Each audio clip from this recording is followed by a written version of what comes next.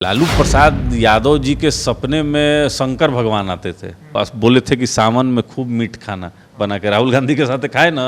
इनके पुत्र हैं तेज प्रताप यादव, उनको जो है कृष्ण भगवान आते हैं सपना में। मुलायम सिंह यादव भी आए हैं। मुलायम सिंह यादव भी आए हैं। अब उनके जो ये चेले चपाटे हैं चंद्रशेखर, इनके सपना में भगवान राम कता रहे हैं।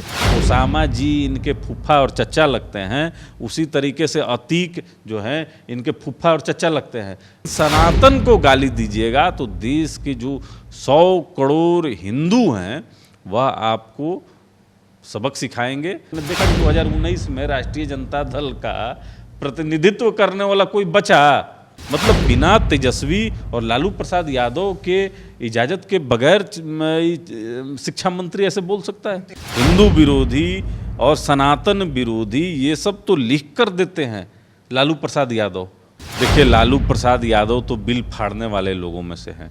इनके सांसद जब सुरेंद्र यादव थे, लोकसभा के सदस्य थे, श्रद्धेय लाल कृष्ण आडवाणी जी के हाथ से लेकर उस बिल को फाड़ने का ही काम किए थे। लोभ और लालच में जो राजनीति करते हैं, जैसे लालू प्रसाद यादव जी का परिवार है। अब राष्ट्रीय जनता दल वही राष्ट्रीय जनता दल है जो महिला आरक्षण बिल का सदैव विरोध की है। कहीं से भी माननीय प्रधानमंत्री के महिला आरक्षण बिल का ये लोग समर्थन नहीं करेगा। तालमेल और सहयोग है वो राष्ट्रीय जनता दल और जनता दल यूनाइटेड का, दोनों का विचार अलग अलग है। महिलाओं का वोट कांग्रेस को चाहिए, यूपीए सरकार को चाहिए था, लेकिन उनको अधिकार देना उनको मंजूर नहीं था। प्रधानमंत्री नरेंद्र मोदी से नीतीश कुमार की मुलाकात के बाद कई कयास लगाए जाने शुरू हो गए, लेकिन इन सब चीज़ों के बीच भारतीय जनता पार्टी हो या फिर उनके सहयोगी दल हो, नीतीश कुमार के प्रति काफ़ी कम हमलावर दिख रहे हैं। अमित शाह का बिहार दौरा, झंझारपुर की मंच से वो नीतीश कुमार पे कम, और लालू प्रसाद यादव आरजेडी समेत तमाम विपक्षी नेताओं पर ज़्यादा हमलावर दिखे। आरजेडी और जेडीयू के रिश्ते को तेल पानी का रिश्ता भी बताया, उसको लेकर भी कई सवाल थे। अब उपेंद्र कुशवाहा और जीतन राम मांझी को भी नीतीश कुमार अच्छे लगने लगे हैं। उनका मानना है कि नीतीश कुमार को जल्द ही इंडिया गठबंधन छोड़ देना चाहिए। उनके हिसाब से वहाँ परिस्थिति जो है वो नहीं बन रही है, वो वहाँ पर अपने आप को असहज महसूस कर रहे हैं। इस उम्र में उनके लिए लालू प्रसाद यादव के साथ रहना खतरों से खेलने जैसा है। मेरे साथ एनडीए के सहयोगी राष्ट्रीय लोजपा के प्रदेश प्रवक्ता चंदन सिंह हैं। अब तो भारतीय जनता पार्टी कम हमलावर है, आप लोग भी बहुत कम नीतीश कुमार पर हमला कर रहे हैं। मतलब कुछ ऐसी लग रहा है बात कि भाई नीतीश कुमार को अब आ जाना चाहिए। कुशवाहा जी भी बोल रहे हैं, मांझी जी भी बोल रहे हैं। नहीं, देखिए, अब नए संसद भवन में माननीय प्रधानमंत्री ने महिला आरक्षण बिल को प्रस्तुत किया है, और उस बिल पर माननीय मुख्यमंत्री जी ने भी अपनी सहमति जाहिर की है। तो कहाँ हम लोग का कोई अब ये है विरोध है। अब G20 के रात्रि भोज में पहुंचकर भोजन कर ही रहे हैं और प्रधानमंत्री के नीतियों का समर्थन कर ही रहे हैं, तो हम लोग क्या ही कह सकते हैं अब मुख्यमंत्री जी पर। तो ऐसा नहीं है, लेकिन जहाँ तक राज्य सरकार की जो गलत नीति रहती है उसका विरोध हम लोग करते हैं। अब समर्थन करते हैं तो स्वागत है उनका, लेकिन आपसी जो तालमेल और सहयोग है वो राष्ट्रीय जनता दल और जनता दल यूनाइटेड का, दोनों का विचार अलग अलग है। अब राष्ट्रीय जनता दल वही राष्ट्रीय जनता दल है जो महिला आरक्षण बिल का सदैव विरोध की है, अब मौन है, लेकिन जनता दल यूनाइटेड ने तो समर्थन अपना दिया है, तो अच्छी बात है, स्वागत योग्य कदम है मुख्यमंत्री जी का। लेकिन महिला आरक्षण के बिल के मुद्दे पर जनता दल यूनाइटेड की बात कर लिया तो समर्थन तो कर ही रही है। आरजेडी ने भी स्टैंड क्लियर किया कि आरक्षण में आरक्षण हो तब हम लोग समर्थन करेंगे। देखिए, लालू प्रसाद यादव तो बिल फाड़ने वाले लोगों में से हैं। इनके सांसद जब सुरेंद्र यादव थे, लोकसभा के सदस्य थे, तो श्रद्धेय लाल कृष्ण आडवाणी जी के हाथ से लेकर उस बिल को फाड़ने का ही काम किए थे। और कांग्रेस जब देवेगौड़ा जी के समय में राज्यसभा से इस बिल को पारित कराई थी, तो वो क्या कारण थे कि लोकसभा में पर्याप्त बहुमत होने के बावजूद अपने सहयोगियों के आगे सरेंडर कर दिए, झुक गए। देखिए, महिलाओं का वोट कांग्रेस को चाहिए, यूपीए सरकार को चाहिए था, लेकिन उनको अधिकार देना उनको मंजूर नहीं था। यह राजनीति से प्रेरित था। इनको कभी भी बिल को पारित नहीं करना था, ना अधिकार देना था, लेकिन एक ड्रामा और ढोंग करना था।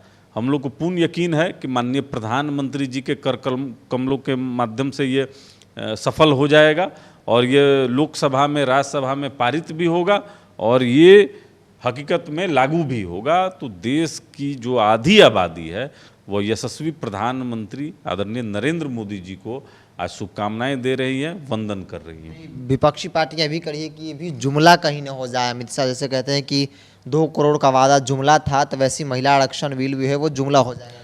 देखिए अब 24 में तो लागू हो नहीं रहा है, तो फिर अभी लाने का मतलब क्या था, विशेष सत्र बुलाने का मतलब क्या था? देखिए जो जैसा सोचता है वो वैसा ही दिखता है। अगर उनको 370 नहीं दिखाई दे रही है कि कश्मीर से धारा 370 को हटा लिया गया, एनआरसी हो, सीए हो और ट्रिपल तलाक हो, उज्ज्वला योजना हो, न जाने ऐसे कितने योजना हैं जो संसद से माननीय प्रधानमंत्री जी ने पारित कराने का काम किया है। और अभी वर्तमान में महिला आरक्षण बिल का जो आप देख लीजिए, तो ये युग परिवर्तन जो हो रहा है ना, यह माननीय प्रधानमंत्री जी के हिस्से में आना था। बाकी तो जितने दल हैं और जो पारिवारिक जो कहा जाता है कि किसी लोभ और लालच में जो राजनीति करते हैं, जैसे लालू प्रसाद यादव जी का परिवार है, इनको कहीं से भी जो कहा जाता है ना कि ये देख नहीं पा रहे होंगे, जबकि इनके परिवार में बहुत सारे महिलाएं हैं जो राजनीति कर रही हैं, लेकिन कहीं से भी माननीय प्रधानमंत्री के महिला आरक्षण बिल का ये लोग समर्थन नहीं करेगा और कहीं ना कहीं ये लोग अलग तरीके से उसको विरोध करने का काम करेगा।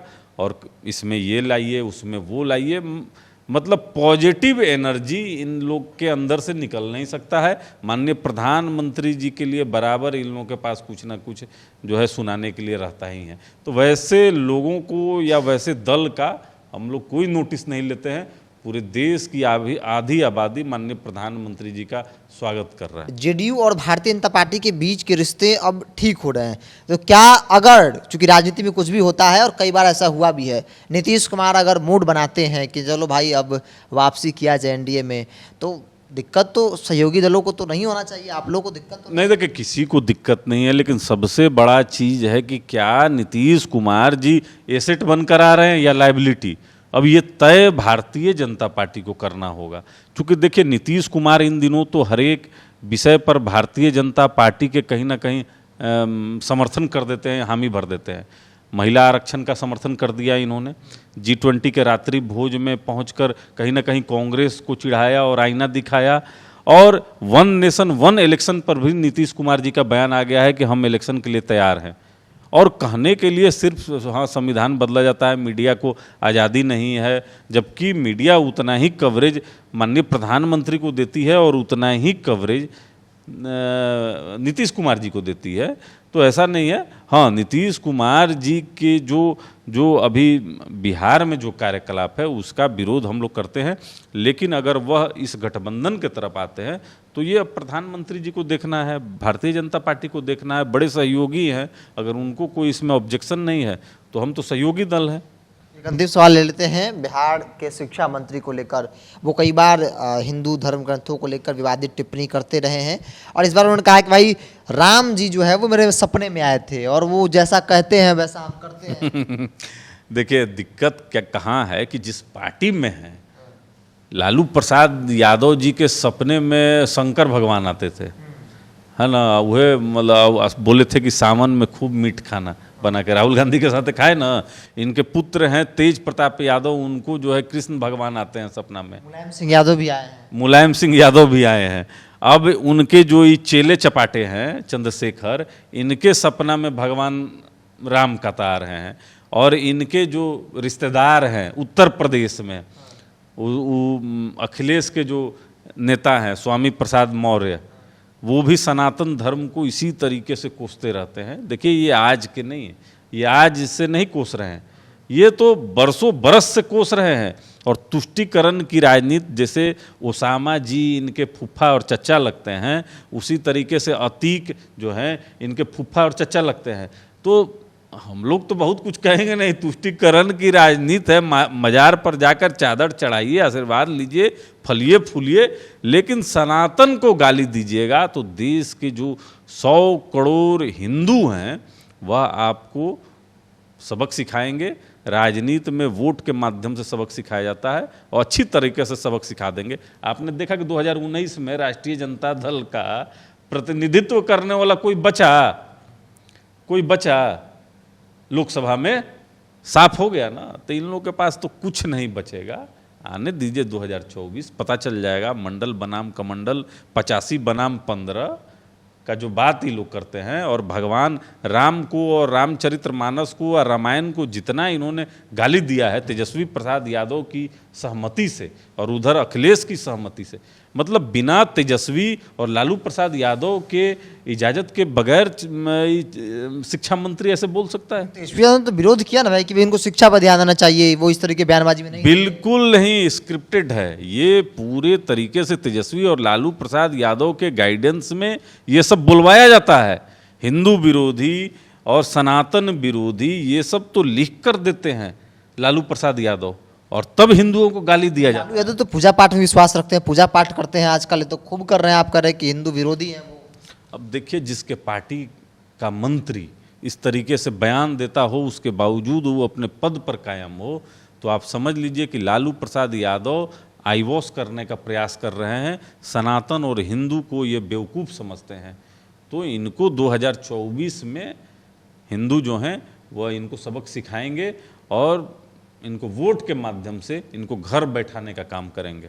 चलिए, वोट के माध्यम से जनता जो है वो सबक सिखाएगी। जिस तरीके से प्रोफेसर चंद्रशेखर जो शिक्षा मंत्री हैं बिहार सरकार में, उनकी बयानबाजी है हिंदू धर्म ग्रंथों को लेकर, राम रामायण को लेकर, उसको लेकर भी बड़ा सवाल है। हालांकि जेडीयू जो है वो लगातार इस बयानों का विरोध भी कर रही है, लेकिन जो भारतीय जनता पार्टी है या फिर उनके जो सहयोगी है, उनका मानना है कि लालू प्रसाद यादव के इशारे पर इस तरीके से हिंदू विरोधी बयान जो है वो दिए जा रहे हैं ताकि दूसरे धर्म के लोगों को खुश किया जा सके। बहरहाल, आपकी क्या राय है? आप अपनी राय को कमेंट्स बॉक्स में रखिए।